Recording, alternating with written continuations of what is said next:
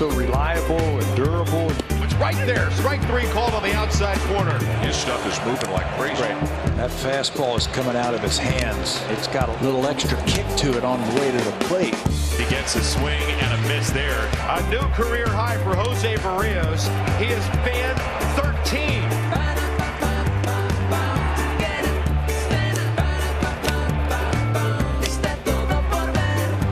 Berrios has been magnificent.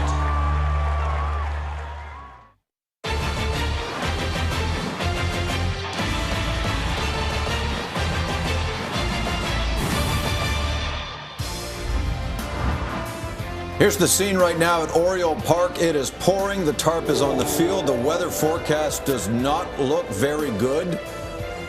Who knows? Perhaps there's a game tonight, perhaps not.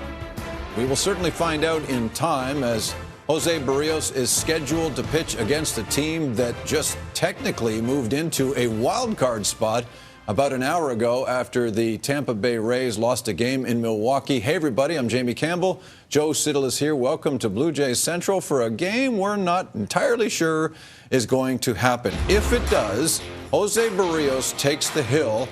And note this, he's made 11 starts at home, 11 on the road. He's not lost a game at the Rogers Center, and yet his ERA balloons to 7.50 when he's not there.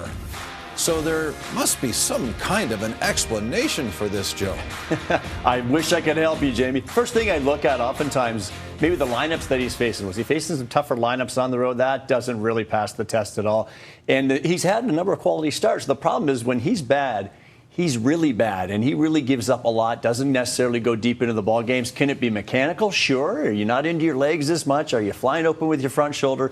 So many things that you could attribute it to, but I don't think Jose knows, and that's the biggest problem here. When you look back at some of these bad games, I remember that game in Anaheim. That's when he was going through that dead arm phase there that was pretty much talked about, saying pitchers, it happens to them. It does happen on occasion. And it can be, we've seen him move around on the pitching rubber. So he's trying, but he can't in-game feel it. When he doesn't have that good life on his fastball, he's in trouble. When he doesn't have the good break on that curveball, he's in trouble. When you look at some of these numbers, I remember the Yankees game. He gave up a couple bloop singles and a 3-run homer. Then the bullpen gave up a couple more runs. Tough break. But those back-to-back games in June, not good at all. Remember the White Sox game? You're just not spinning the ball very well at all. They sat on the fastball. They crushed him. The next start against the Brewers, he came up throwing fastballs. What'd they do? They teed off on him. He changed to plan B and went off speed. Remember that game when Rowdy Tellez hit 2 home runs in his first 2 at-bats? Rowdy's still hitting them. And then a tough one against the Twins right there. I think for me, though, I've caught a lot of guys where they'll say that their home park, where they're very comfortable, it could be the mound. It could also just be the surroundings, the perception. As they look in from the mound to the catcher, it seems like pitchers will tell me they seem like you're 40 feet away. And that's a good feeling to feel on top of the hitters.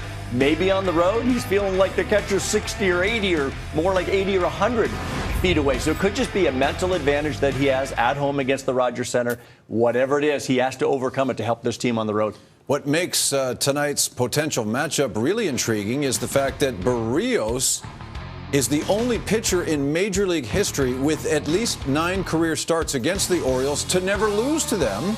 So if he does go, he goes up against Dean Kramer, who has a career earned run average against the Blue Jays at 11.32. He and Zach Pop were once Dodger teammates in their minor league system. So Hazel May and Ben Nicholson-Smith have sought shelter from the storm. Let's join them now at Oriole Park. Jamie, thank you very much. We are paying Dan Shulman and Pat Tabler rent for using their booth here for our pregame hit. As you can see behind me, the tarp still on the field. It is raining heavily.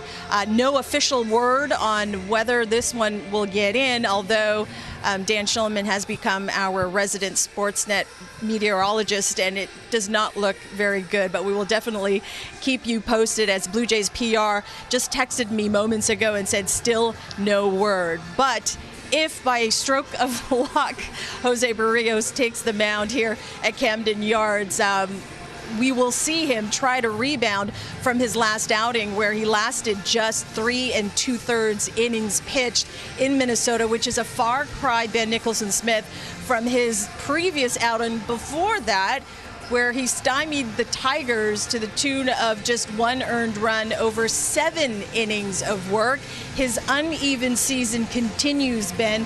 What can he do to find some type of consistency? It's such an important question for the Blue Jays because when Jose Berrios is on, he's a great pitcher, a number 2 or 3 starter. Unfortunately for them, most of this year, he really hasn't found that rhythm. So I asked John Schneider before the game today what he needs to see from Berrios. He pointed to fastball command. The velocity's there, but really he wants to see the command. And when you look at some of the numbers, it's clear that Berrios' fastball has been getting hit really hard. The 4-seamer, when he's leaving it up in the zone, or even not. Overall on the season, it's a 367 batting average allowed. It's a 640 slugging percentage allowed on the fastball. So that's not a velocity issue. It's more where he's putting it. And when he puts it in the wrong spot, it's getting hit really hard.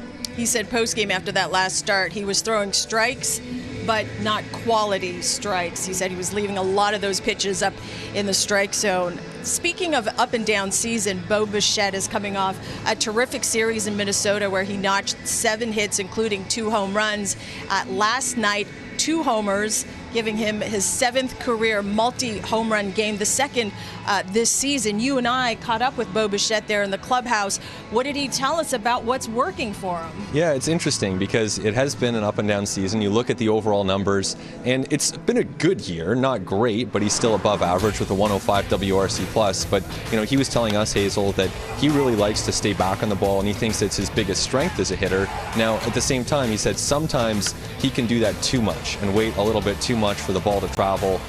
So yesterday we saw him take 99 miles an hour the other way over the wall for a home run. That's obviously a great sign, an impressive display. Not a lot of major league hitters can do that. So Bo clearly coming into his own, and John Schneider telling us as well that he likes that approach from Bo, where he's willing to wait on the fastballs and turn on the off-speed stuff. If this game gets in the starting lineup, you will not see Whit Merrifield starting.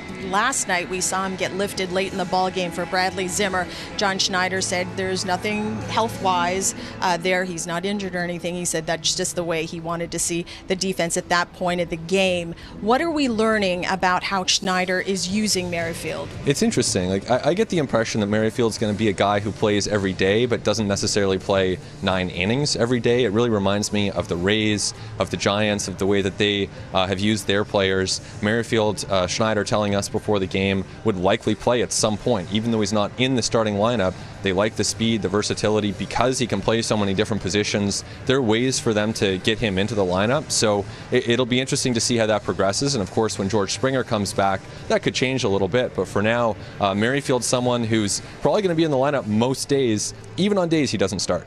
And quickly, Jamie, one note for you. John Schneider also told us that Ross Stripling, who's on the IL with that glute/hip strain, is scheduled to pitch in AAA Buffalo on Friday. If all goes well, we could see a return to the rotation, hopefully, in the coming days after that. So we'll keep you posted, and the weather's still not letting up. So nothing official as of yet as we send it back to you guys. Thank you, Hazel. It does not look promising. When we continue, Joe's going to grab the glove and sort out the differences in Kirk and Jansen as receivers. That's when Blue Jays Central returns.